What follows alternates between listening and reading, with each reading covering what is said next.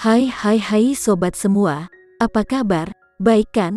Semoga kalian semua sehat selalu, bahagia selalu dan banyak rezeki. Kali ini Mimin mau melanjutkan cerita dari novel Ternyata Suamiku Penguasa. Semoga cerita ini bisa menghibur kalian semua ya, dan bisa menemani hari-hari kalian semua. Oh iya, jangan lupa bantu like dan komen ya biar Mimin tambah semangat uploadnya. Kalau begitu yuk langsung saja ke ceritanya, cekidot.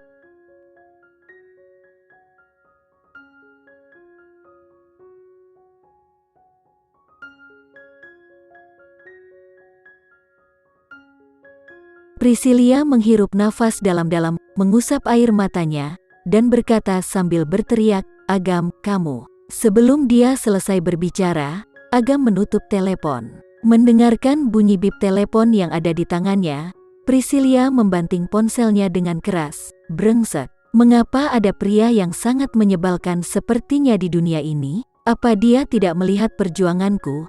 Aku berdiri di sini selama berjam-jam untuk menunggu kedatangannya. Apakah dia tidak tahu cara menghargai seorang wanita, dan sekarang dia berani menutup teleponku? Semakin Priscilia memikirkannya, Priscilia merasa semakin marah. Dia mengangkat kakinya dan membanting ponselnya ke tanah, seolah-olah dia membayangkan ponselnya sebagai Agam, pria yang sangat menyebalkan itu. "Agam, kau bajingan, tidakkah kamu akan datang untuk melihatku? Apakah kamu ingin aku pulang?" Priscilia berteriak ketika dia melangkah. Bagaimana kalau aku tidak pulang? Apakah kamu punya kemampuan untuk keluar?" "Itu tidak cukup." Priscilia berlari lagi, berteriak dengan keras ketika dia berlari. "Agam, kamu adalah laki-laki pengecut. Jika kamu tidak keluar untuk melihatku, aku akan menginjakmu sampai mati." Di kejauhan, Agam diam-diam melihat Priscilia yang berteriak-teriak seperti orang gila, mengisap rokok demi rokok yang ada di tangannya, dan berdiri di pintu masuk taman hiburan. Setelah kembali ke rumah, Priscilia masuk angin tapi dia terus mengutuk pelakunya di dalam hatinya sambil bersin-bersin. "Brengsek kamu Agam, lihat saja apa yang akan aku lakukan untuk membalasmu. Tunggu aku, kamu sebaiknya tidak membiarkanku melihatmu lagi, atau aku akan mengambil kulitmu, minum darahmu, dan makan dagingmu." "Priscilia, apa kamu baik-baik saja?" Putri melihat gigi Priscilia yang menggertak. Secara naluriah dia tidak enak badan. "Aku tidak sedang baik-baik aja, kuharap aku bisa makan orang hari ini." Memikirkan pria yang dibencinya, Agam, Priscilia melompat lagi dengan amarah. Jika bukan karena itu adalah area militer, dia pasti tidak akan merajuk di sini saat ini. Dia pasti akan bergegas masuk dan meledakkan markasnya. Dia selalu bilang dia sibuk dengan urusan militer. Dia meledak satu persatu dan meledak sarangnya untuk melihat betapa sibuknya dia. "Jangan marah, minum obat dulu, atau kamu akan menderita." Melihat ekspresi marah Priscilia, Putri hanya menganggapnya lucu. "Terima kasih kakak ipar." Dia marah, tetapi dia tidak akan mengalami masalah dengan tubuhnya. Dia ingin pulih dari penyakit dengan cepat, dan kemudian pergi ke pria yang mengganggu untuk menyelesaikan masalahnya. "Bajingan." Setelah Priscilia meminum obatnya, Putri dengan cepat menyerahkan permen yang sudah disiapkan padanya. "Makanlah dengan cepat, agar tidak pahit." Priscilia memakan permen itu dalam satu gigitan, dan berkata, "Kakak ipar, mengapa kamu begitu perhatian? Kakakku pasti sangat beruntung, karena bisa menikahimu, memiliki istri yang begitu lembut dan penuh perhatian." Makan sepotong permen, mulut ini menjadi sangat manis. Putri menarik mangkuk itu sambil tersenyum, dan mengusap kepala Priscilia lagi. "Mulutku selalu sangat manis." Setelah berbicara, Priscilia masih menahan Putri untuk sementara waktu. "Kakak ipar, tidak ada yang bisa dilakukan, kakakku juga sibuk dengan pekerjaannya. Kamu bisa tinggal bersamaku untuk mengobrol denganku. Mari kita mengobrol. Mari kita bicara tentang gosip kakakku." "Gosip apa yang dimiliki kakakmu?" Putri masih sangat tertarik dengan topik ini. Mustahil untuk mengetahui masa lalunya dari mulut Randy sendiri, jadi ada baiknya mendengarkannya dari Priscilia. Namun, Putri, yang selalu pintar dan bijak, telah lupa bahwa mulut kecil Priscilia dapat memberitahu kehidupan dan kematian. Priscilia tidak kurang tertindas oleh Randy di waktu-waktu biasa. Bicara tentang masa lalunya, dia pasti akan dapat menambah energi dan kecemburuan pada hari terakhir. Adikmu ini punya banyak gosip. Priscilia mengangkat kepalanya dan melihat ke pintu, dan memastikan bahwa kakaknya tidak berdiri di pintu untuk mendengarkan. Dia berkata secara misterius, "Itu tergantung pada yang mana kamu ingin mendengarkan." "Aku tidak peduli yang mana yang baik-baik saja," kata Putri sambil tersenyum. Putri juga memiliki beberapa pikiran buruk di dalam hatinya, dan Randy selalu memegang tampang dingin. Jika dia bisa mengetahui sedikit rasa malu tentang dia sebelumnya, dia juga bisa menggunakannya untuk menghiburnya di masa depan. "Aku akan memberitahumu, sebelum aku tahu kalian menikah, aku pikir dia menyukai laki-laki," kata Priscilia dengan mengedipkan matanya, terlihat sangat lucu. Putri begitu terhibur olehnya sehingga dia tidak bisa menahan tawa. "Priscilia, mengapa kamu bisa berpikir begitu? Kakakku sebelumnya punya pacar, tetapi wanita itu mencampakkannya." "Omong-omong, wanita itu tampaknya memiliki nama keluarga Bramasta."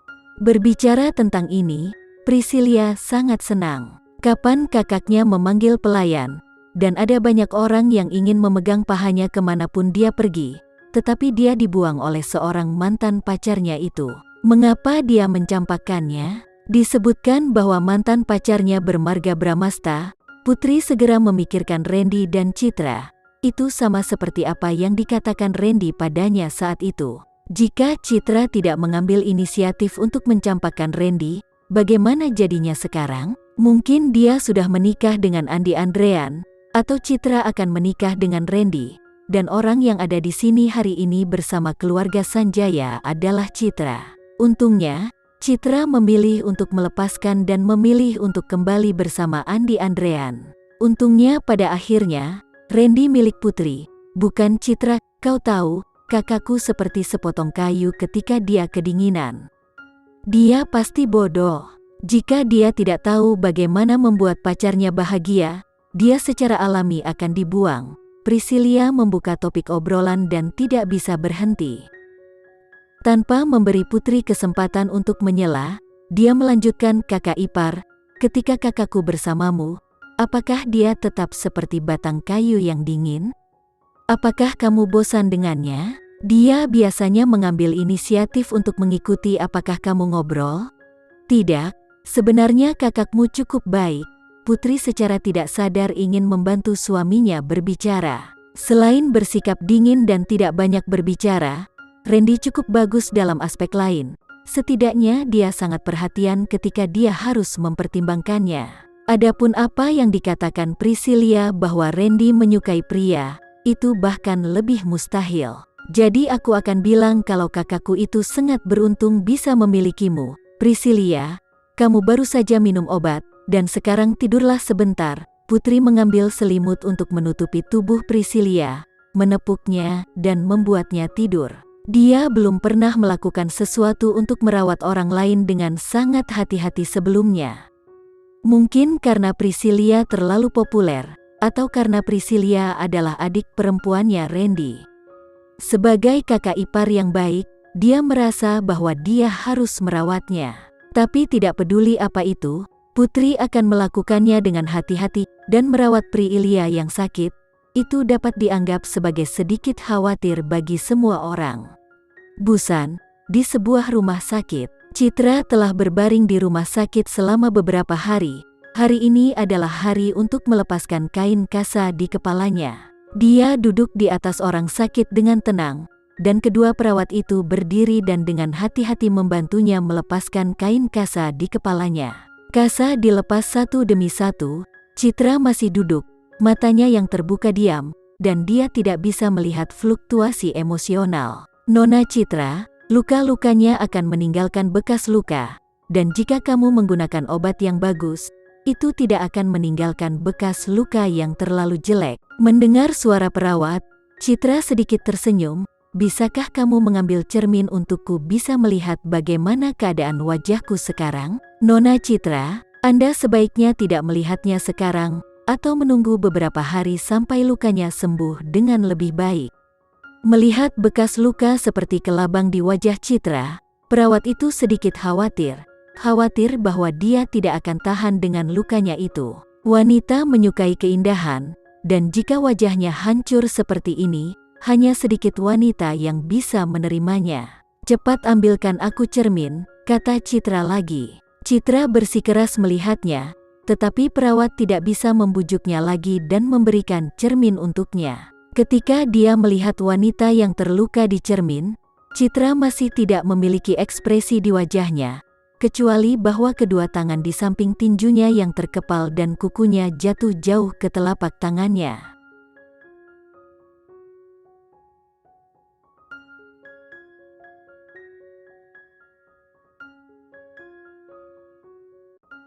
Sekian dulu ya cerita kali ini, kita lanjutkan lagi ceritanya di lain waktu. Oh iya, bagaimana menurut kalian? Semoga bisa sedikit menghibur kalian semua. Jangan lupa like, share dan komen ya. Untuk teman-teman yang baru nonton, jangan lupa subscribe-nya. Hehehe. Kalau ada teman-teman yang ingin gabung langganan bisa langsung gabung saja untuk dapat fitur yang menarik dan sedikit membantu Mimin. Terima kasih sudah menonton. Sampai jumpa lagi. Bye bye bye.